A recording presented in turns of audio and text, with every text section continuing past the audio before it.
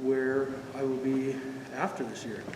Starting a family and stuff, so COVID makes you realize what's more important. But this year is going to be a little bit different also with COVID, with the scheduling and things. We're not going to have near as much shooting this year, unfortunately. They've really condensed it, and we'll get into that a little bit. Jake?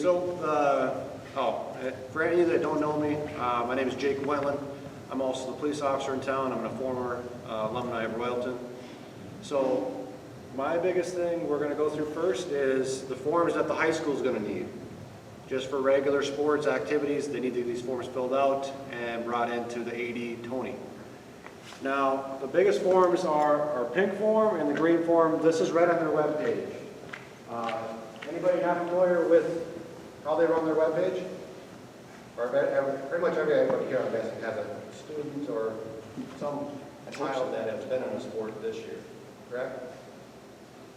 All right, we'll go with that. So what we got is just go to their main webpage, go to activities and athletics, physical and exam forms, click on those, and you're going to click on your second and third links. It's going to pull you up these, have these filled out, and brought into the school office. And if the question arises if you need a physical or not, yes, it is. We're still under the Minnesota State High School League, so all that normal physical ages, we still have to hit that for trap shooting. Right. So most of us, I'm guessing, have been years prior. Yeah. Now, the biggest thing that's changing is for enrollments, our enrollments, you have to pay, as soon as you enroll your student, there has to be a $35 fee to the league. It has to be paid at that time. In years past, it gets picked up by the school. With the league, they changed it. I don't know if it was from last year's COVID restrictions or whatnot, but that's their policy they're going with forward, at least for this term. And that kind of, we've been very fortunate over the past 4 or 5 whatever years that we can select the team payment method, so it wasn't an extra fee for families. I mean, you go to Sartell, paying I think over $350 just to play or just to shoot, and we are by far the cheapest school when it comes to just having this as an activity or being able to try to make it affordable for all families. So unfortunately, we can't do anything about that this year. The Minnesota Clay Target League is our governing entity, but we also fall underneath the Minnesota State High School League rules because we do it through the school. So whatever the league says, we have to do. We have absolutely no choice. That's why our deadlines are so tight. The league just will not let us add students after a certain point and stuff, so those deadlines are also very important. And the biggest one to remember on the deadlines is March 29th at noon. If your student is not enrolled in that period of time, it closes. There's no way of getting them into the league. And we will not be sending you guys the registration information until we have your pink form and your green form. All that stuff is turned in, and we get a slip, a gold slip that says that that student can participate, and that's when we send you the registration. So we need the stuff done preferably at least a week before the deadline, if at all possible. Besides that, the biggest other changes we have are the league is kicking out reserve weeks. We no longer have those, and practice weeks. We can have those, but we're not going to be able to use those in weeks that are missed. For instance, most of us, for Mother's Day in the years past, we've always shot on Mother's Day because we shoot on Sundays. Now, in the years past, we were able to use reserve weeks for parents that knew that their children are going to be on vacation or out of town. That is not the case no more, but we also have a little bit more leniency. We have 7 weeks of competition, and we only need 5 competition weeks to complete. So we have an extra 2 weeks. So we revamped our schedule a little bit where we are taking one of our weekends off, just Mother's Day. For all you fishermen and you mothers, you guys can have your Mother's Day weekend. So, can everyone see this in the back? Or is it kind of hard to read? All right, I'm going to go with everyone's got 2020. All right, so in a nutshell, March 10th is where we're starting here. That's our team meeting we're going through now. March 29th is when everything closes for enrollment through League of, not League, Minnesota Cities. Minnesota Clay Target League. Thank you, sir. Now, shoot times, we're looking to start on Sundays. Sundays are our main shoot times, 12:30. That's the first time slot. Those time slots will be filled out once we get all of our students enrolled and we can make that schedule. That is our next topic would be, everything should be in by the 29th. By the 31st, we should have a rough draft. I'm saying rough draft for the fact of, we'll have it posted. Most likely we're looking at our Facebook page, which we got to do some revamping on.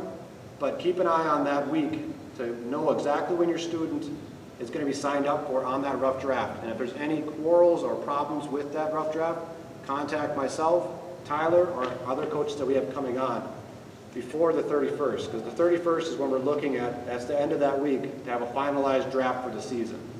And if you guys need to contact us, the best way is royaltontrapshooting@gmail.com. Yep. Those of you who normally shoot Tuesdays, that is still absolutely available. We want to keep that as small as possible, mainly reserved for those families who just absolutely can't make a Sunday. But if you shot on Tuesdays in the past, don't worry, it's definitely still available. And we're still going to try to stick to 10, 15 maybe kids on Tuesdays. We're going to try to keep that small like we always have. Earlier in the season, it just, we don't have as much light and things, and it can run into dark, and that's no fun. We don't have lights on the trap field, and they're not going to put any out there because then they'll know we'll be out there till midnight, and Sheriff's Department ain't going to like us then. Right. So the biggest thing on that, then we start in on the 11th, where the week before is Easter, so most of us aren't going to be wanting to get up after Easter.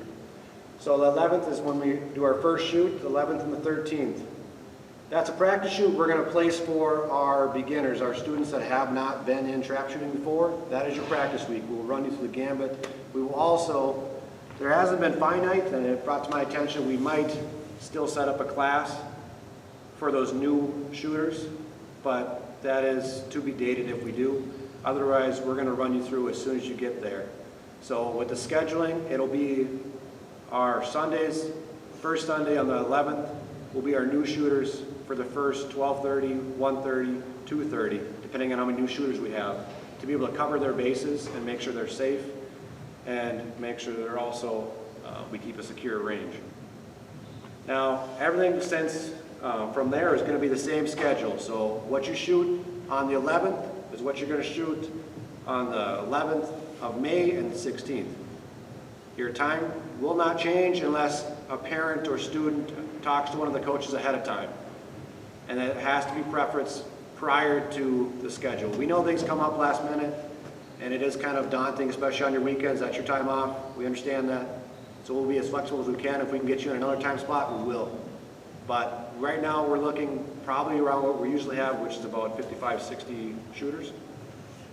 In the past few years, we've been right in between 50 and 55. I'm not quite sure if we'll hit that this year with COVID, but I hope so. It's a great way to blow off steam after all this ridiculous COVID stuff. So with that, we'll try to be as flexible as we can, but we have to make sure all the other students that are participating in the sport have their time spots, and that's concrete. You don't want to be switching stuff around. The biggest thing is we will not know until the middle to end of April if we're having a state tournament, if it's virtual, if it's in person, and if it's in person, what are all the restrictions on that? The league has just kicked it down the road until I think it's April 18th.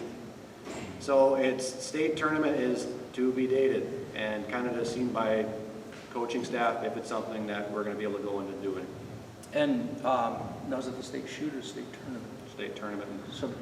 So the state tournament, you got to be one of the top 150. It was 100, and then as we are now by far the largest participation sport in the state of Minnesota, and I think they have opened it up to maybe top 150 poster. I think is what I think they're starting to bump it up, but, I mean, if y'all want to go to the state tournament, start practicing tonight when you get home, because you're pretty much going to need to consecutively shoot 25s every time. But we didn't start this program to necessarily be the best, but to have fun and teach our students how to be safe around firearms and how to enjoy shooting sports in general. If we have plenty of students that are doing great, and that's always really fun, but we're safety, fun, and marksmanship in that order is the motto for the Minnesota Clay Target League, and we share that very, very closely. And then one question, just kind of a housekeeping question. How many families here have their shotgun lined up for their son or daughter that's going to be shooting with us this year? Or we should ask, how many of you do not have a shotgun lined up? We do have shotguns to use. I have a couple. I have a 20 gauge, a couple 12s, and we may be able to find some others that will volunteer some shotguns for students. I usually always bring mine unless I'm on my Harley, and we will. Every other weekend? Yeah, if it's nice out, I'll be on my Harley. But we should have something. In case a malfunction happens, we should have a gun there for you to use. As far as firearms, for those of you who are new or want to get a new gun this year, nothing with a pistol grip, nothing with an exposed hammer, and it has to be 12 or 20 gauge. If you do want to provide your own ammunition, there's some people that are real finicky about what they run through their gun. That's fine. We're going to get you cheap ammo. If you don't want cheap ammo, you're going to have to pay for it yourself. It cannot be lower than 1,200 or greater than 1,200 feet per second. It cannot be greater than 1,200 feet per second, obviously in 12 or 20 gauge. So those are firearms requirements. Everybody has to have their firearm safety prior to signing up. And that's something that the league kicks out. And I know there's a handful, I don't know if there's anyone here. There's a group of students, 7th graders that are going through. Anybody here that won't get their permit until the 17th? Waiting for the range day? Question for you. Yeah. So my son did firearm safety online through COVID or whatever, Yeah. and we couldn't get a field day. Waiting for the range day? Okay. I know there's a handful of students that are doing it on the 17th, their range day. Now that's past our start date and it's past the league's enrollment period. But I talked with our AD. We will still enroll in our program. We will run you. We just won't put you through the league. We want to get your exposures in, and we want to get you comfortable if this is something you want to do. So what that means is that student may not be able to participate in the state shoot. State shoot and state tournament are very different. The state shoot is usually in Alexandria every year. We have a great time. There's tons of vendors. Everybody's invited. That's a ton of fun. We would not want that student to miss out on that either. They'd be more than welcome to come with, hang out with the team and everything, but unfortunately wouldn't be able to participate in that particular day. But we will most definitely still let that student shoot. Yeah, because his brother shoots and he wants to do it. Yeah. So, If you can't get in on 17th range day, you can shoot after the 17th. Is that the Royalton Sportsman's Club is doing that one? As from my knowledge. Okay, because I know that the Rice Area Sportsman's Club also tries to put on some field days. I would maybe try to contact both Royalton and Rice Area Sportsman's Clubs and see if they have any availabilities for field days anytime soon. what is that one at the 17th day? I'll double check. Connect up with me after the meeting, and I'll get you my phone number. I can double check. And in a nutshell, that's pretty much going to be our season, guys. That's pretty much how we're going to run it. You're probably going to have a million questions throughout the season. Do not hesitate to ask us. We have 2 new coaches coming on. One's a former alumni, Alex Patton. Well, 3 technically. And then Mr. Because Mr. Devin Block is now going to be on our coaching staff. Very, very excited for that. First student turned coaching staff, so that's really fun. And then another deputy out of Morrison County. And then the Alex Patton that was also an alumni, So, as he said. but For the most part, is there any questions? I know there's gonna be probably a handful. If there is any, we'd like to answer them here. And if you don't want to ask it from the group, please come up to us afterwards. So anything right now? Yes. It's outside, so we're gonna say no. And you're with, you're, If you want to, that is completely fine, and we will accommodate. We do not want to step on anybody's toes. If they think that they want to, then that's completely fine, and we can accommodate that, but you're well over that 6 feet apart, Yeah. and you're outdoors. absolutely.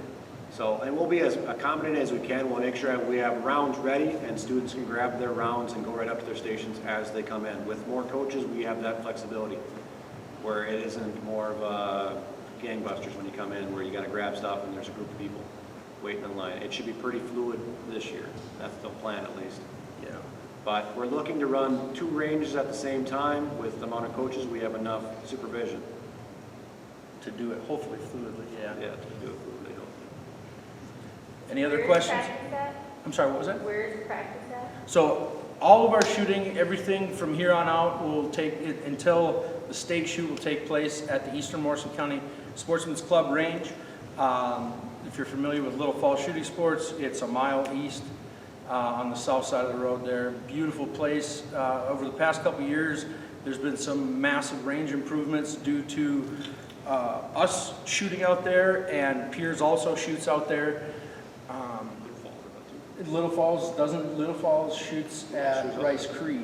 Somebody, yeah, that's somebody else did. As far as I know, it's still just the 2 of us, right? Yep. And we have multiple parents that are members of the Eastern Morrison County Sportsman's Club. I am also a member. Being as though Jake is in law enforcement, he has a key and stuff. So we love that place. It's my favorite place on earth. So we try to keep it super clean and stuff. We'll have garbage cans and everything. But yeah, about 7-8 miles east of Little Falls on Highway 27 on the south side of the road.